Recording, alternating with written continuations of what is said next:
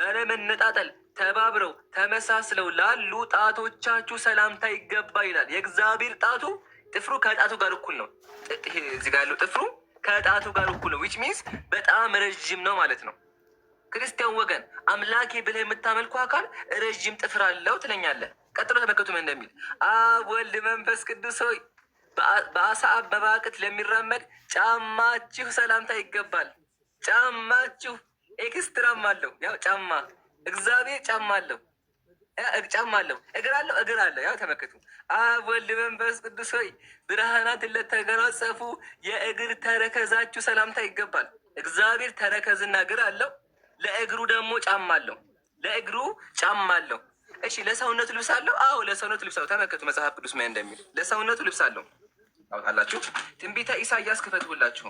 ትንቢተ ኢሳያስ እንደዚህ ይላል መጽሐፍ ቅዱስ ተመልከቱ። ትንቢተ ኢሳያስ ንጉሥ ኦዚያም በሞተበት ዓመት እግዚአብሔርን ከፍ ባለና በከበረ ዙፋን ተቀምጦ አየሁት አለ ነቢዩ ኢሳያስ። የልብሱም ዘርፍ ቤተ መቅደሱን ሞልቶት ነበር። የእግዚአብሔር ቀሚስ ቤተ መቅደሱን ሞልቶት ነበር። ስለዚህ እግዚአብሔር ቀሚስም አለው ጫማም አለው። ይሄ እውነት እንዳይወጣ ስለፈለጉ ነው እና ጫማ ያለው አምላክ የምታመልከው። ሁለቱንም በማስረጃ ከመጽሐፍ ቅዱስ አሳይተናል። መጽሐፍ ቅዱስ ይታያቸዋል። አሁንም ልቀጥል። ቀጥሎ የፈለጋችሁትን ጥሩ፣ የፈለጋችሁትን አካላት ብትጠሩ እናገኛለን። ምሳሌ አንድ የወጣልኝ ዝም ብዬ ላሳያችሁ። ወጣልኝ ማለት ነው። እስካሁን ጥፍር አሳይቻችኋለሁ፣ እግር አሳይቻችኋለሁ፣ ተረከዝ አይተናል። የቀረ ምንድን ነው? ራስ፣ ጸጉርና ራስ። ተመልከቱ። ፓራቅሌጦስ ሆይ ያለ ለመለኮታዊ ራስ ሰላምታ ይገባል። ፓራቅሌጦስ አምላክ ነው። በእነሱ ምን አለው? መለኮታዊ ራስ አለው። ራሱ ደግሞ ጸጉር። ተመልከቱ። ፓራቅሌጦስ ሆይ እንደ ሰው ጸጉር ላልሆነ የራስ ጸጉር ሰላምታ ይገባል። እግዚአብሔር እንደ ሰው ያልሆነ የራስ ጸጉር አለው። ይሄን ነው አምላካችን ብለው የሚያመልኩት። ፕላስ ይሄ አምላካችን የሚሉት አካል ሰዎች ያዝሉታል። ያጀማ ሰዎች ያዝሉታል። ያጀማ ሞዴሬተር ካላችሁ አፕሊካይ የሚያስገቡ ሰዎች ያዝሉታል። ታውቃላችሁ? ይሄንን እግዚአብሔር በሰው ይታዘላል። ላሳያችሁ። ይሄ መጽሐፍ ፊት ለፊት ያለው ገድለ አቡነ መንፈስ ቅዱስ በመጽሐፉን ይሁት። ይሄ ነው መጽሐፉ። ከእነንትኑ ማሳየት እንችላለን። እዚህ ጋር ምን እናገኛለን? እግዚአብሔርን ያዘለዋለ። ያው ከነ ስዕሉ እግዚአብሔር ታዝሎ። ክርስቲያን ወገን ይሄ ነው አምላክ ታዝሎ። ማን ያዘለው? አቡነ ገብረ መንፈስ ቅዱስ። ራቁታችሁ ልብስ አይለብሱ። ምን ሰውዬ ልብስ ያለበሰ ራቁት የሆነ አካል አምላክህን አዝሎታል። አብ ወልድ መንፈስ ቅዱስ። ይሄ አብ ነው፣ ይሄ ወልድ ነው፣ ይሄ መንፈስ ቅዱስ ነው። ሶስቱ አምላኮቻችሁ ታዝለዋል። ያው የታዘለ አምላክ ነው ያላችሁ። ላሳያችሁ ምን እንደሚል። አባታችን ገብረ መንፈስ ቅዱስ ተነስቶ መላእክት እንደተናገሩት ወደ ዝቋላ ተራራ ሄደ። በመንገድም 3 ሽማግሌ ደክመው በጥላ ስር አርፈው አገኘ። ያረፉበትም ተራራ እንደ ፀሐይ ያበራ ነበር።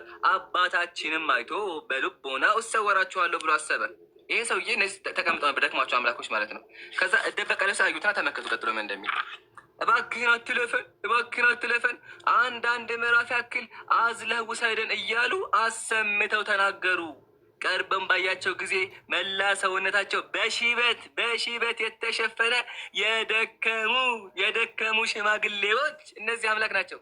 የደከመ ሽማግሌ መሆናቸውን ተረዳ። አንዱን አዝሎ ሄደ።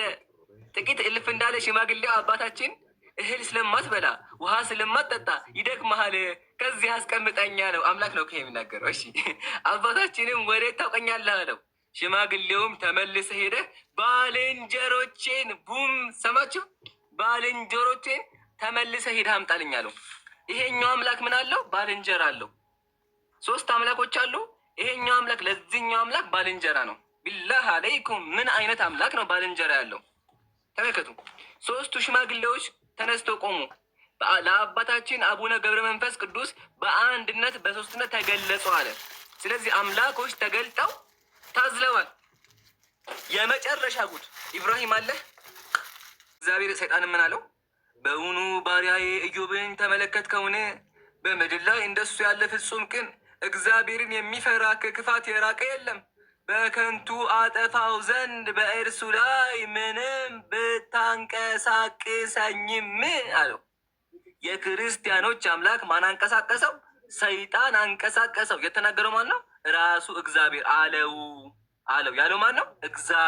እግዚአብሔር ሰይጣን አንቀሳቅሰኛል ብሎ አመነለት። ስለዚህ የክርስቲያኖች አምላክ ሰይጣን ያንቀሳቅሰዋል።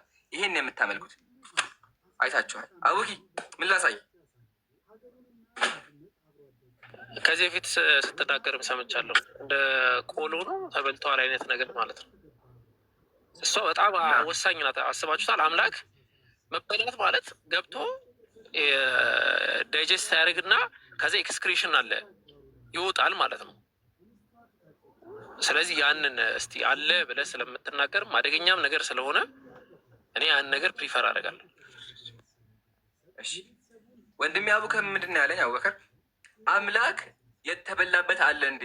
እንደ ባቄላ የተበላበት አለ እንዴ የሚል ነው። አዎ አለ። ማን? ታላቁ አባት ዘርአ ብሩክ። ዘርአ ብሩክ ምን አደረጉ? አምላክን እንደ ባቄላ በልተዋል። አምላክን እንደ ባቄላ በልተዋል። ገድለ ዘርአ ብሩክ መጽሐፉን ሙስሊም በመጽሐፍ ነው የሚያወራው። እንደነሱ ቻጅቢት አይጠቀምም። ቻጅቢት አንጠቀም። ተመልከቱ አምላክ የተበላበት ጥቅምት በገባ በሶስተኛው ቀን ብፁዕ አባታችን ዘርአ ብሩክ በስላሴ ስም የተሰራች ቤተ ክርስቲያን ሲያጥን በእግዚአብሔር ትእዛዝ 3 ዕንቁዎች አገኘ። 3 ባቄላ ነገር አገኘ። እሺ ያ ጻድቅ አባታችንም ከፀሐይ 7 እጅ የሚያበሩ 3 ዕንቁዎችን ባየ ጊዜ እጅግ ደስ አለው፣ ተደሰተ።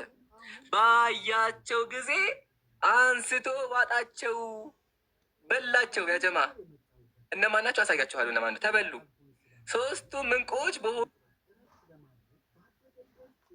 ውስጥ ቀን በእርሱ ብርሃን ቆዩ። ከዛ በኋላ በእርሱ ብርሃን ተሞላ። ያም ጻድቅ አባታችን በሆዱ ውስጥ ያሉ የ3ቱ ዕንቁዎች ሚስጥር ሳያውቅ ብዙ ጊዜ ቆየ። ከዚህም በኋላ በብዙ ቀን የ3ቱ ዕንቁዎች ሚስጥር ተገለጠለት። አዳምጡ። እነዚህ ባቄላ 3 ባቄላ የተበሉት ባቄላ እነማን ናቸው? ይሄ ሰውዬ ባቄላ በልቷል። እነዚህ ባቄላ እነማን ናቸው? ተመልከቱ እነማን እንደሆኑ። እነዚህ የዋጣቸው ዕንቁዎች በዕንቁዎች ተመሰሉ እንጂ ዕንቁዎች እንዳልሆኑ አወቀ። ታዲያ ምንድን ናቸው? እነዚያ 3ቱ ዕንቁዎች የተባሉት 3ቱ አካል ሥላሴ በንጽሕት ድንግል ማርያም እንዳደሩ በሆዱ ገብተው ብዙ ቀን የቆዩ 3ቱ አካል ሥላሴ ናቸው። እነዚህ ናቸው ሥላሴዎች እንደ ባቄላ ተበልተው የሰው ሆድ ውስጥ 3 ቀን ቆይተዋል። ክርስቲያን ወገን አምላኬ ብለህ የምታመልከው ይሄ ነው። ህዝበ ክርስቲያን ዲያቆኖቻችሁም እንዳይወራ የፈለጉት ይሄ ነው። ግን አልሐምዱሊላህ ዛሬ 17 ሰው ይሄን እውነታ ሰምቷል። ክርስቲያን ይሄን እየሰማ ካለ እንቅልፍ አይወስድህም፣ ታስባለህ በደንብ። አምላኬ ነው። አምላክ እንደ ባቄላ ተበልቷል። ጥያቄ የሚሆነው አምላክ እንደ ባቄላ ከተበላ በምን ወጣ? እችን እኔ አላቅም፣ እናንተ መልሱልኝ። ይሄ ነው። በጣም ብዙ ማስረጃዎች አሉ፣ አላባክንም። ወንድሞች ይቀጥሉና ኢንሻአላህ 23 አለ ወላሂ አለ። ጀማ ተመልከቱ። እግዚአብሔር እንዲህ ሲል ተናገረኝ። እግዚአብሔር ምን አለ? የሰው ልጅ ሆይ ከአንድ እናት የሚወለዱ 2 እህትማማቾች ነበሩ።